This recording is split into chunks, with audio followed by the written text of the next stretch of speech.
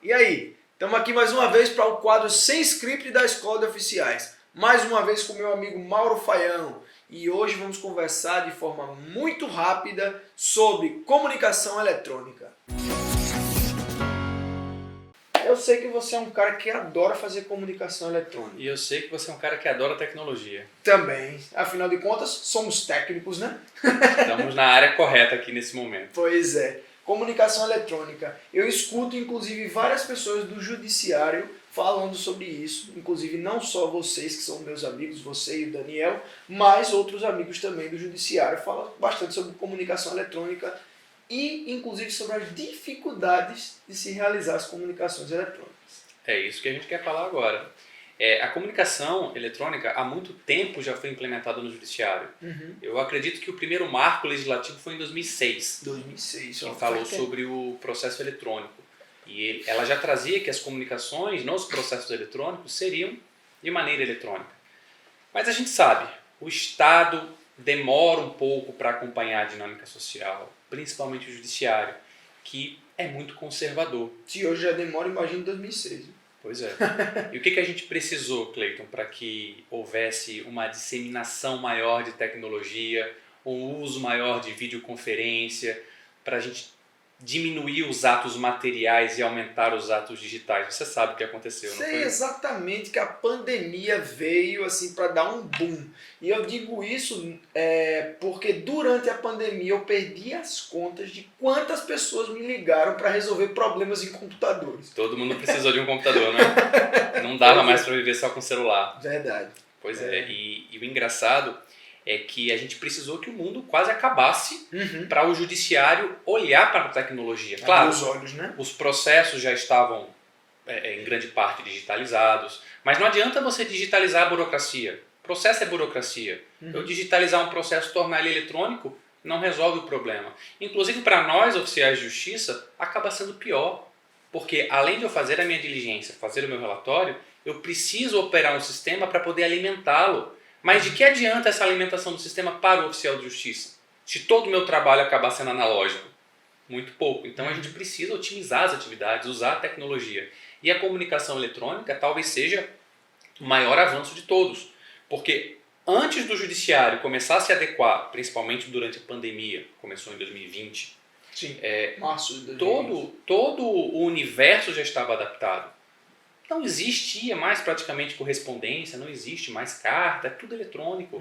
WhatsApp, e-mail, telefonia. Então o judiciário ele acaba se apegando a certas formalidades, a certos tradicionalismos, em busca de uma garantia.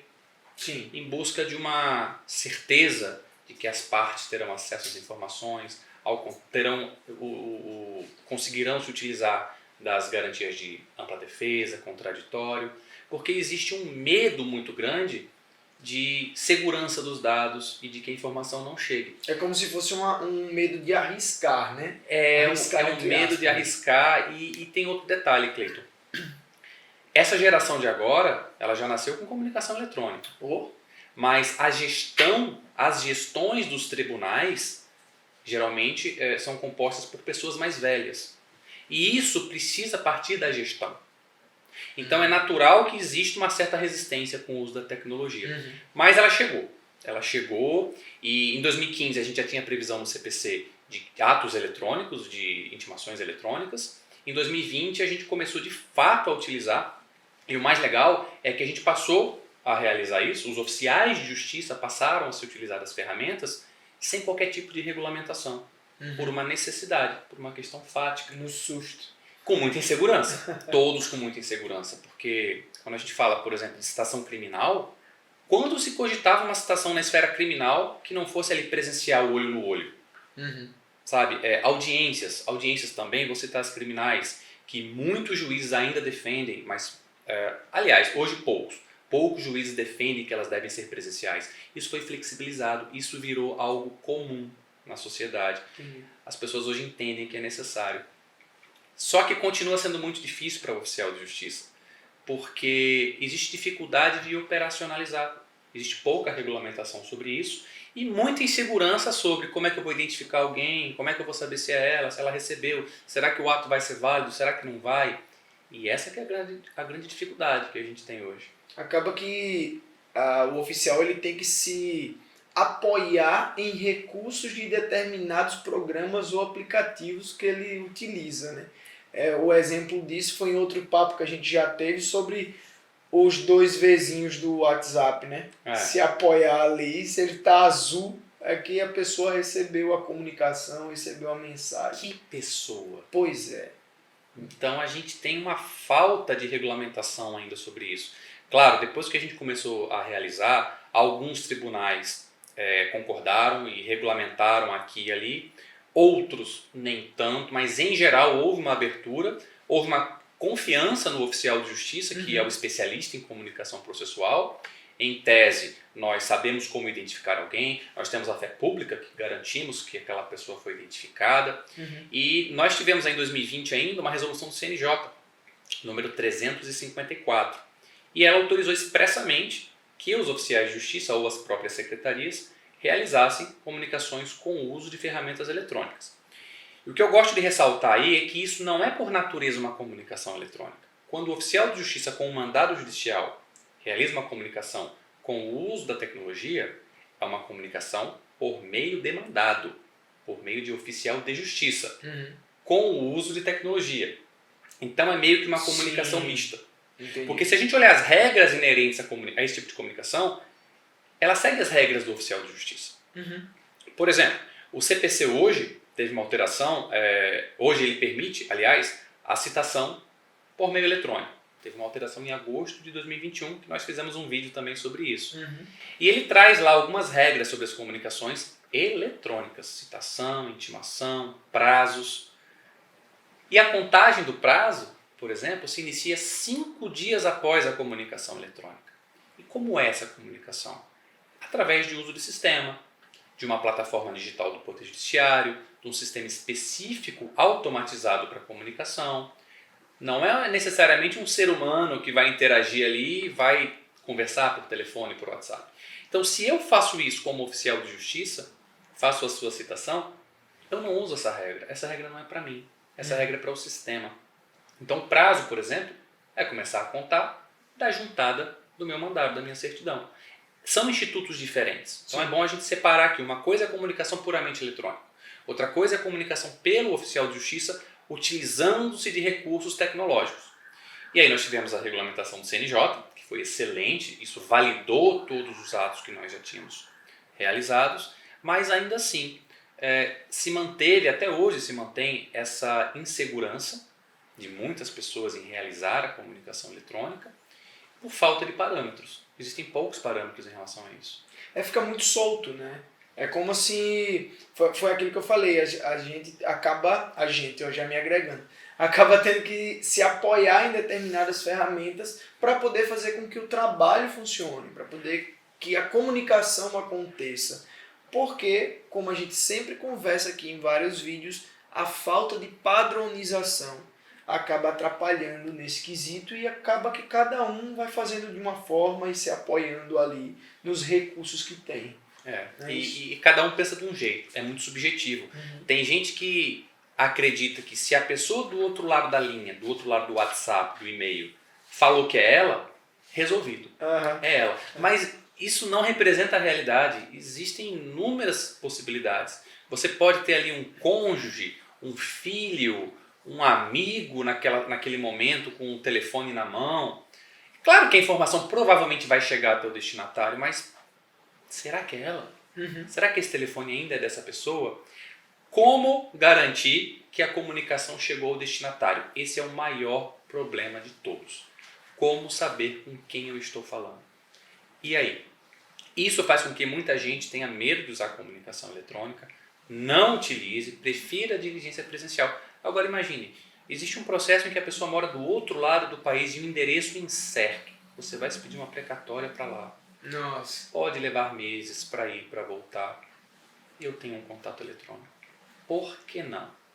Então, nesse sentido é que o uso da tecnologia tem que ser incentivado. A gente tem que achar soluções para trazer validade, cada vez mais validade para as comunicações eletrônicas, sobretudo na esfera penal. E aí nós tivemos algumas decisões do STJ, Superior Tribunal de Justiça, que tratou sobre a matéria.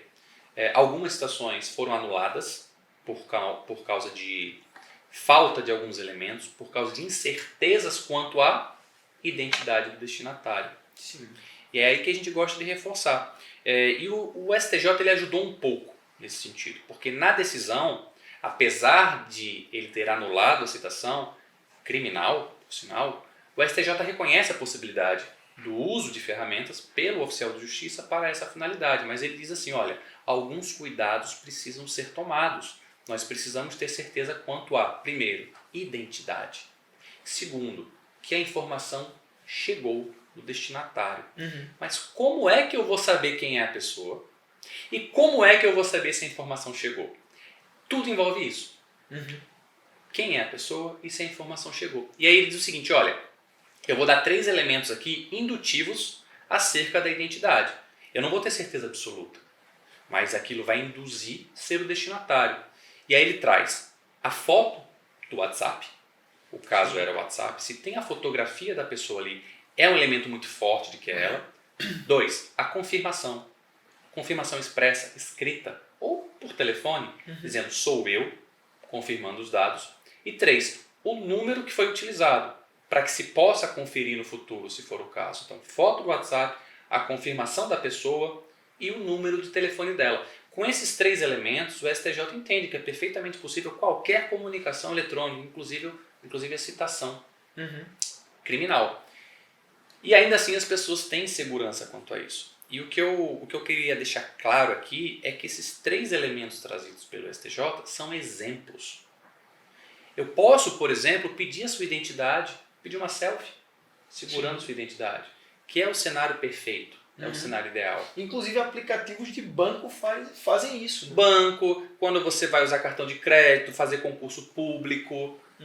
Mercado Livre já faz isso. Verdade. Todo mundo sabe tirar uma selfie. O próprio aplicativo do Gov. Sim, eu fiz isso recentemente. Ele pede para você se identificar. Claro, não são todas as pessoas que vão enviar, mas se você tiver essa informação, perfeito. Se você não tiver, busque outros elementos. Poxa, eu não tenho a fotografia do WhatsApp, mas a pessoa disse que era ela e eu tenho o telefone. Será que é ela? Segundo os padrões do STJ, é pouco. Então eu vou atrás de outra coisa. Como é que eu consegui esse telefone? Estava nos autos, foi a própria pessoa que informou. Opa! É uma presunção muito forte de que ela... Poxa, eu tive na casa da pessoa, ela está viajando, mas quem me informou o telefone foi a mãe, foi o filho, foi o cônjuge, foi um vizinho que tem amizade com a pessoa.